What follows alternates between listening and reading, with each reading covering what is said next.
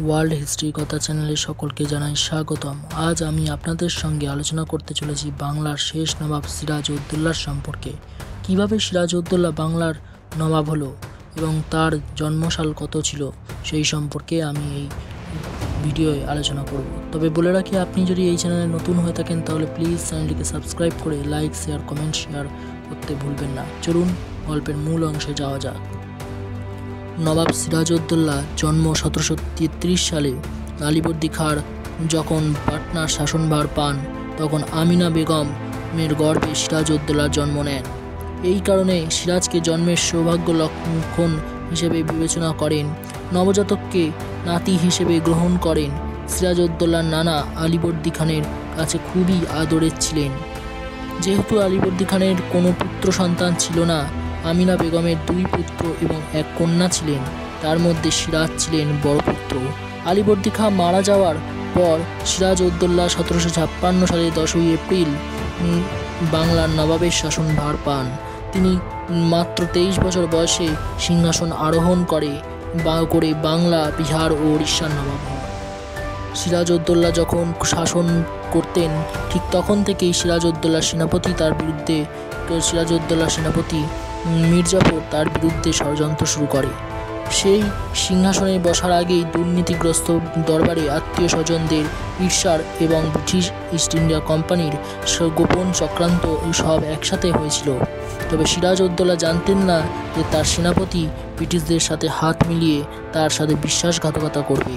পলাশির যুদ্ধে মির্জাফর ব্রিটিশদের সাথে হাত মিলিয়ে যুদ্ধে সেনাবাহিনী প্রত্যাহার করেন এবং মির্জাফর এই সময় নীরবতা থেকে এই বিশ্বাসঘাতকতা করেছিলেন।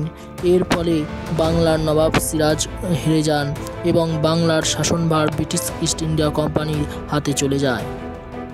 ব্রিটিশ ইস্ট ইন্ডিয়া কোম্পানি ও সিরাজউদ্দৌলার মধ্যে 1756 সালে যুদ্ধ শুরু হয়, কারণ এই সময় ব্রিটিশ ইস্ট ইন্ডিয়া কোম্পানি কলকাতার ফোর্ট উইলিয়াম দুর্গকে গোপনে তারা শক্তিশালী করে তুলেছিল এবং নবাবের অনুমতি ছাড়াই নিজেদের মতো করে চলছিল। এছাড়াও নবাবের যারা শত্রু ছিল তাদের আশ্রয় দিচ্ছিল কোম্পানি। এর ফলে সিরাজ কলকাতার দিকে সৈন্যবাহিনী নিয়ে রওনা দেন এবং খুব অল্প সময় ফোর্ট উইলিয়াম দুর্গ দখল করে নেন এবং এই সময় বহু ইংরেজ কর্মকর্তা এবং সৈন্যদের বন্দী হয় এবং পরবর্তীতে ব্ল্যাক হোল স্ট্র্যাটেজি নামক একটি কক্ষে তাদেরকে মৃত্যুদণ্ড দেওয়া হয়। এই ঘটনা অনেকে অনেক রকমভাবে বলেছিল। এই ঘটনার পর থেকে কোম্পানি ক্ষুব্ধ হয়, তার ফলে ইংরেজ কোম্পানির মনে ক্রোধের আগুন জ্বালিয়ে দেয়। ইংরেজরা তখনকার রাজধানী মাদ্রাজ থেকে রবার্ট ক্লাইভ ও অ্যাডমিরাল ওয়াটসনকে পাঠান যাতে কলকাতা আবার পুনরায় দখল করা যায় এবং সিরাজকে বাংলার শাসন ক্ষমতা থেকে সরানো যায়। তার জন্য এই ঘটনাটি ধীরে ধীরে এগিয়ে যায় 1757 সালের পলাশির যুদ্ধের দিকে। এইভাবে সিরাজউদ্দৌলা ও ব্রিটিশ কোম্পানির মধ্যে কলকাতার আগুন জ্বলেছিল। নবাবের বিরুদ্ধে ষড়যন্ত্রের জাল বিছিয়েছিল Mir Jafar. British East India company Kolkata দখলের জন্য তারা 8 বেঁধে সিরাজকে সিংহাসনচ্যুত করতে নামে রবার্ট ক্লাইভ। নবাবের সিংহাসনে থাকার সময় নবাবের সেনাপতি মির্জাফর কোম্পানির সাথে সন্ধি চুক্তি করে এবং ক্ষমতার লোভে এই কাজ করেছিল জানা যায়। আবার নবাবের সাথে এই বিশ্বাসঘাতকতার জন্য নবাব আগেই বুঝে উঠতে পারেননি যে তার সাথে তার শত্রু নবাবের সাথে সেনাপতি মির্জাফর ছাড়াও আরও কয়েকজন ছিল। রায়দুর্লভ, যিনি ছিলেন উচ্চ পদস্থ কর্মকর্তা, জগৎশ্রেষ্ঠ প্রভাবশালী ধনী ব্যাংকার এবং সবশেষে ঘোষেটি বেগম নবাবের আত্মীয়া ছিলেন, অভিজাত এবং ক্ষমতালোভী নারী। পলাশির যুদ্ধ শুরু হওয়ার আগেই পথে একদিন নবাবের সেনাপতি মির্জাফরের সঙ্গে রবার্ট ক্লাইভের সাক্ষাৎ হয়। রবার্ট ক্লাইভ তাকে প্রতিশ্রুতি দেন, বলেন, যুদ্ধে যদি তুমি তোমার সৈন্যকে সরিয়ে নাও তাহলে আমরা যুদ্ধেই আগেই জয়ী হয়ে যাব এবং সিরাজের জায়গায় তোমাকে আমরা নবাব বানাবো। এই লোভে মীর জাফর যুদ্ধের দিন সমস্ত সৈন্য প্রত্যাহার করেন এবং সিরাজ যুদ্ধে হেরে যান।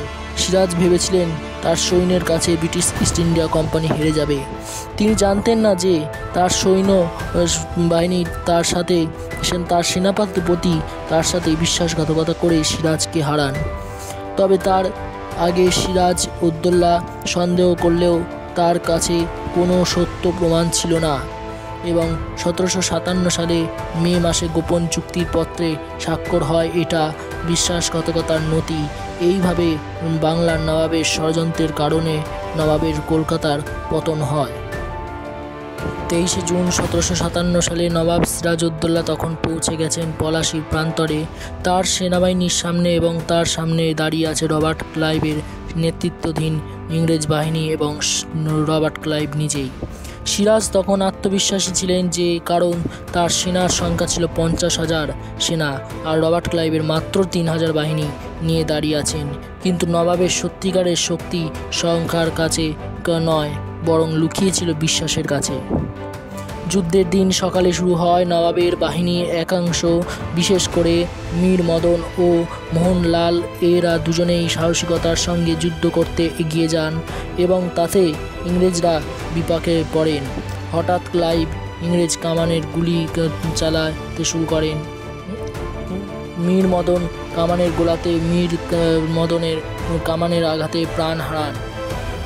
মীর মদনের মৃত্যু নিজের চোখের সামনে দেখে সিরাজ স্তব্ধ হয়। তারপর তিনি সেনাপতি মীর জাফরের দিকে তাকালেন এবং তিনি বললেন, এবার কি তুমি যাবে? মীর জাফর নিশ্চুপ হয়ে এক জায়গায় দাঁড়িয়ে রইলেন, এক পাও এগোলেন না। সিরাজ তখন বুঝলেন যুদ্ধের ময়দানে তিনি নিজেই হেরে গেছেন, কারণ তার সেনাপতি তাকে হারিয়ে দিয়েছেন। যুদ্ধের শেষে সিরাজ হেরে গিয়ে নবাব পালিয়ে যান এবং এর ফলে রবার্ট ক্লাইভ জয়ী হন এবং এই যুদ্ধ 2 ঘন্টার বেশি স্থায়ী হয়নি এবং এর পরদিনই সকালে ধুমধাম করে কলকাতার বিজয় উদযাপন শুরু হয় এবং নবাবের সেনাপতিকে মীর জাফরকে ব্রিটিশরা বাংলার নবাব ঘোষণা করেন এবং নবাবকে সরিয়ে মীর জাফরকে সিংহাসনে বসানো হয়। এরপর সিরাজের শেষ দিন আসে। নবাবের জীবন শেষ হয় গোপনে পালিয়ে যাওয়ার মাধ্যম দিয়ে, কিন্তু কিছুদিন পর ইস্ট ইন্ডিয়া কোম্পানি তাকে গ্রেপ্তার করা হয় এবং মীর জাফরের আদেশে 1757 সালের 2রা জুলাই সিরাজ উদ্দৌলার হত্যা করা হয়েছিল। এইভাবেই বাংলার শেষ নবাবের পতন ঘটে আর ভারতের ব্রিটিশ শাসনের সূচনা হয়। এই শাসনের পেছনে পলাশীর যুদ্ধ নিয়ে শুরু হয় এই ব্রিটিশ শাসন। এই ব্রিটিশ ইস্ট ইন্ডিয়া কোম্পানি এবং 1756 থেকে 57 সালের মধ্যে পরে নবাবের বাংলার শেষ নবাব হিসেবে পরিচিত হন। তা আপনি এই গল্প থেকে কি বুঝলেন এবং আপনার মতামত কি তা কমেন্টে জানান। আজ এই পর্যন্ত, আবার দেখা হচ্ছে অন্য ভিডিওতে।